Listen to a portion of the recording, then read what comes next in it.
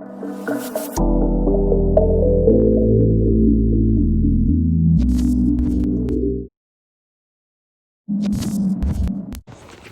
cracking, YouTube? I just have to redo this intro, but today I'm gonna be teaching you all how to make brushes in Procreate. If you don't know how, that's obviously why you clicked on this video.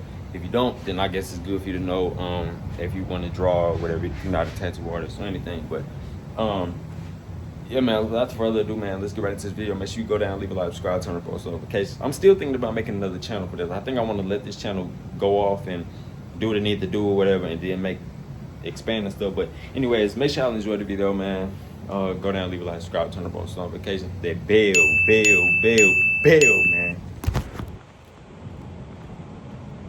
All right, so we in Procreate now. So what I do when I start, a quick tip for y'all, obviously you should be using 11 by 8.5 if you're a tattoo artist, because that's what you're going to be printing your papers off of. That's what comes out of the printer, unless you have a wide tray printer. But other than that, you're going to use that. Yeah, I got my hood back on, y'all, because my hair wasn't too good. So anyways, what I do when I first start is I go into this. I have, if you've seen the other one that was just blank, that's what I usually use to do all of my brushes. I use one thing because I don't have to keep redoing this background. So I make it a lighter color, because when you put your image in there to make your brush, it's going to invert it to white, and then you're not going to be able to see it. So anyways, what you do is you want to go up to the wrench up here, and then you want to go to insert a photo. I'm making a Egyptian brush set right now, so that's what I'm going to be using. The Eye of Horror, I forgot the name of it. But anyways, if you have a bigger image, you can go to the eraser tool and then erase the outside of this. But this is an all black image, so I'm not going to be doing that. But you go into the S, it's an S at the top, and you click that. I'm going to zoom in a little bit here.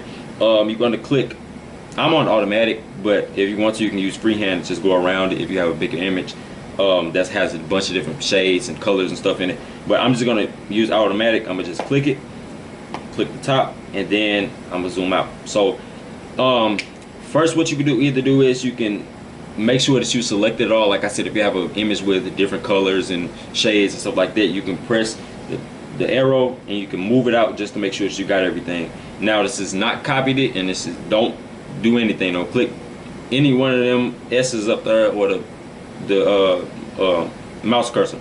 So now what you want to do is you want to grab 3 fingers and you want to slide down and you want to press copy.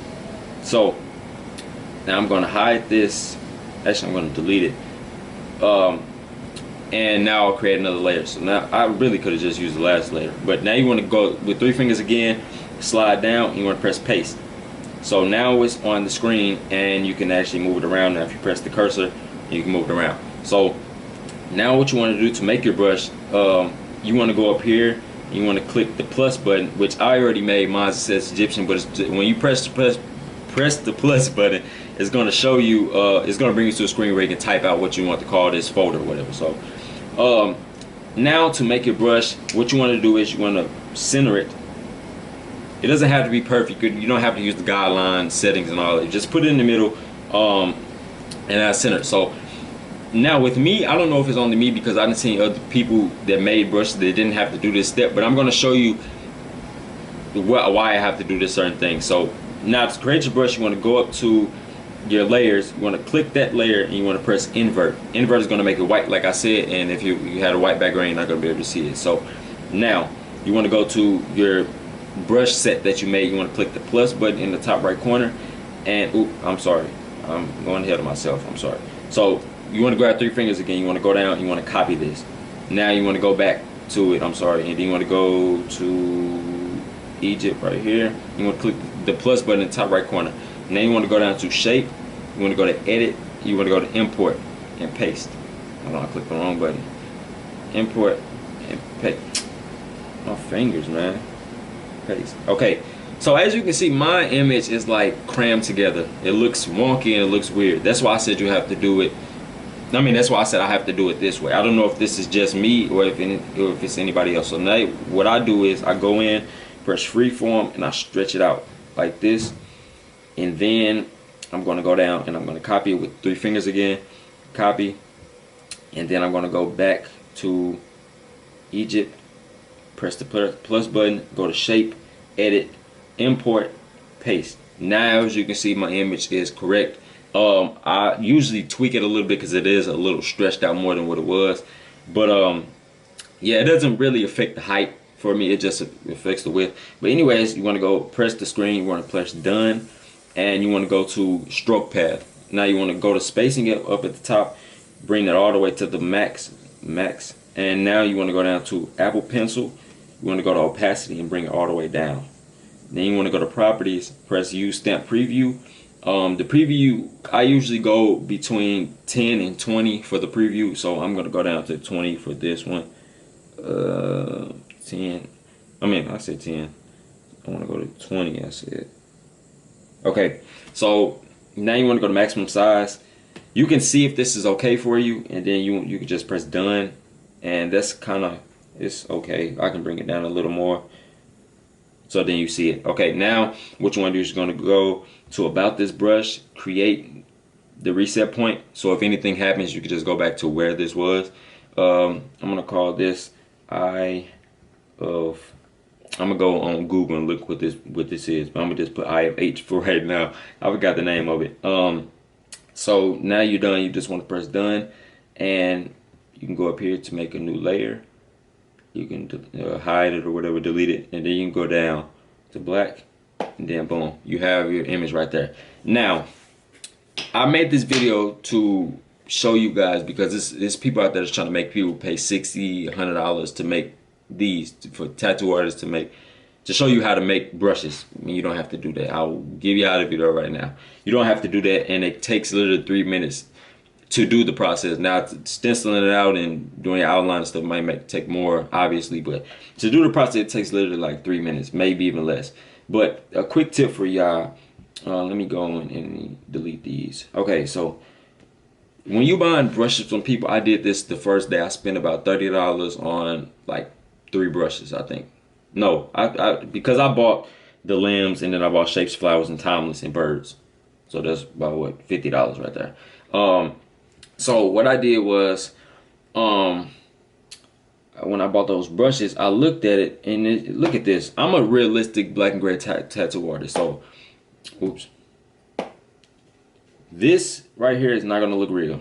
It's no guidelines for me to outline, for me to stencil when I'm tattooing. It's no guidelines for me to tattoo. I don't know how to, you know what I'm saying? I can't make this look realistic with just this. So what I did was, I go in, let me delete this. I go in, let me make a new layer. I just deleted the background, but I do this. Let me go to my floral and do this.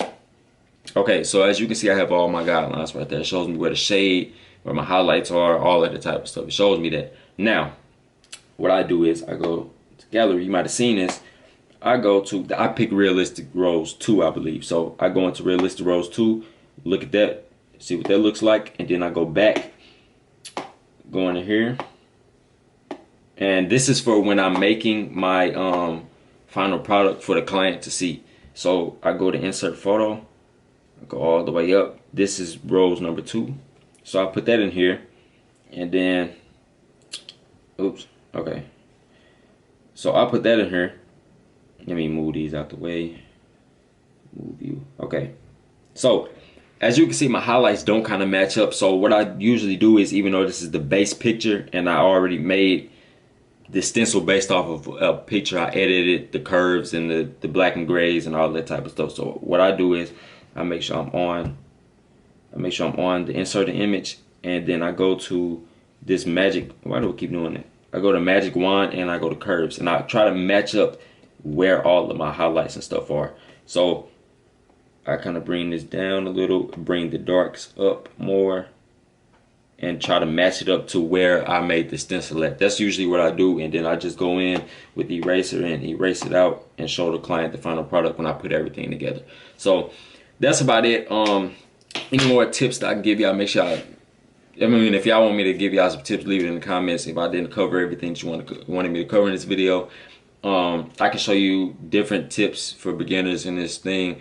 Just request some stuff. But without further ado, man, that's it for the video. Make sure I go down, leave a like, subscribe, turn on post notification, hit the bell, man. Make sure you go follow my social medias. Both my social medias are linked in the description. Yeah, so TG man, stay on the grind. We out.